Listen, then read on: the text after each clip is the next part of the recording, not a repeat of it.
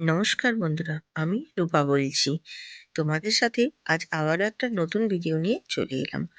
সুজি আর আমুল দুধ দিয়ে এত সুন্দর একটা রেসিপি হয়, সেটাই আজ তোমাদের সাথে শেয়ার করব।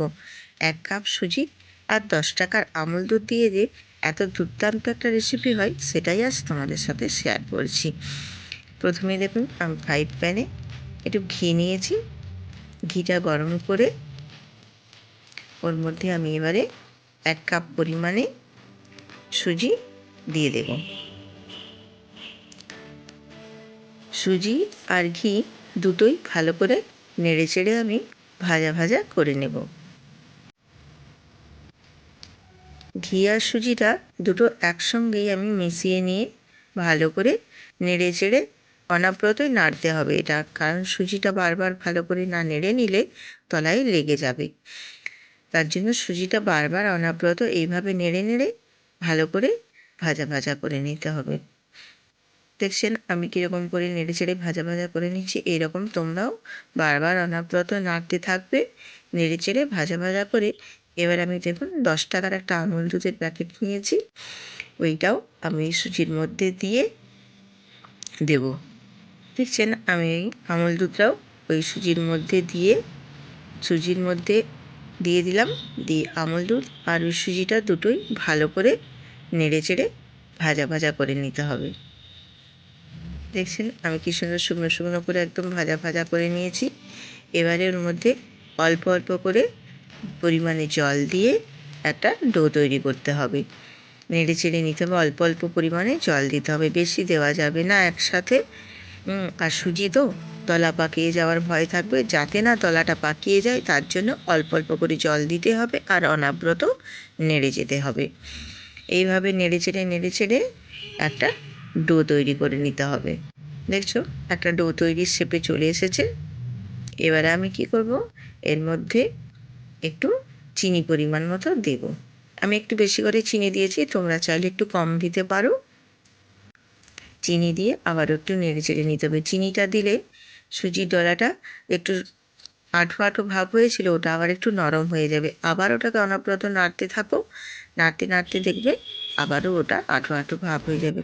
আর পরিমাণ মতো একটু অল্প নুন দিলাম, কারণ চিনির সাথে মিষ্টি মিষ্টি ফ্লেভারের কোনো খাবারের সাথে একটু নুন দিলে মেজারমেন্টটা বেশ ভালোই লাগে।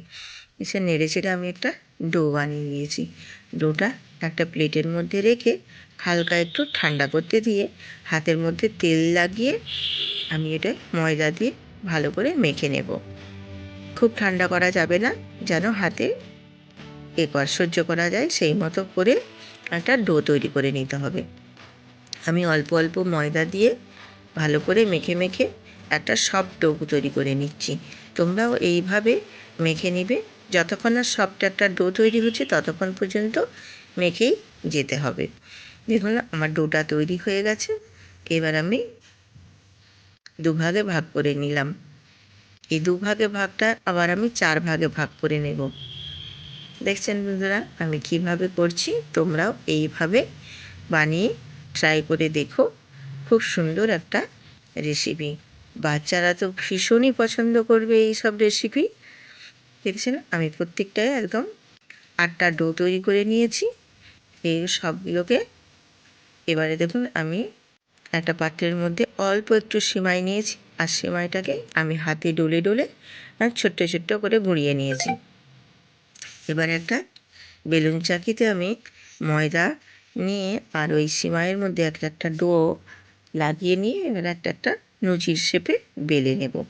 খুব পাতলাও হবে না আর খুব মোটাও হবে না। দেখুন বন্ধুরা এই যে আমি যেভাবে বেলছি তোমরাও এইভাবে বেলে নেবে। দেখছেন কত সুন্দর হয়েছে। এই রকমভাবে আমি বেলেছি, তোমরাও এইভাবে বেলে নেবে। আমি এবারে সব ডোগুলোকেই নিয়ে একটা একটা করে এইভাবে বেলে নেব। দেখছেন এইভাবে প্রথমে আগে সিমাইয়ের মধ্যে ডুবিয়ে নিয়ে তারপর দুপাশে লাগিয়ে নিলাম, দিয়ে এবার ময়দার মধ্যে দিয়ে এবারে বেলে নেব। এরপরে আমি এবারে সবগুলোই বেলে নিয়েছি, তোমরাও এইরকমভাবে প্রত্যেকটা বেলে নেবে। দেখো আমার খুব পাতলাও হয়নি আবার খুব মোটাও হয়নি। দেখছেন কত সুন্দর হয়েছে। এইভাবে তোমরা বেলে নেবে। এবারে আমি কড়াইতে তেল গরম করে ওই তেলের মধ্যে একটা একটা লুচির শেপে যে বেলেছিলাম দিয়ে ভাজতে দিয়ে দেবো। আমি এপাশ ওপাশ দুপাশে উল্টে পাল্টে ভেজে নিচ্ছি। দেখছেন বন্ধুরা কত সুন্দর লুচির মতো ফুলছে। এইভাবেই দুপাশে নেড়ে চেড়ে লাল লাল করে ভেজে নিতে হবে। কত সুন্দর লুচির মতো একদম টইটুম্বল ফুলেছে দেখুন।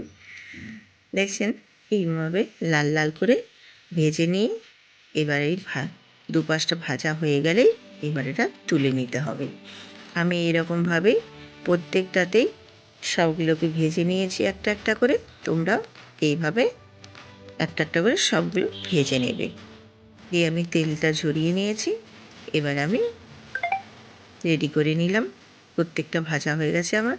দেখুন বন্ধুরা কত সুন্দর হয়েছে। এরকম নাস্তা তোমরা সকালে জলখাবারেও খেতে পারো, আবার সন্ধ্যেতেও খেতে পারো। ছোট বড় সবাই খুব পছন্দের একটা।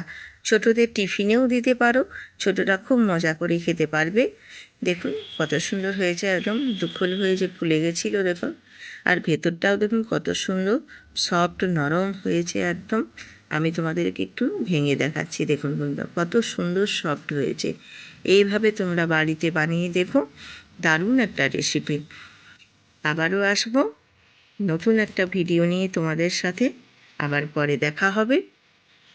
এইভাবে বানাও, বানিয়ে খেয়ে দেখো। যদি আমার ভিডিওটা ভালো লাগে তাহলে সাবস্ক্রাইব করে লাইক করে পাশে থাকবেন বন্ধুরা। আজ এই পর্যন্তই, টাটা।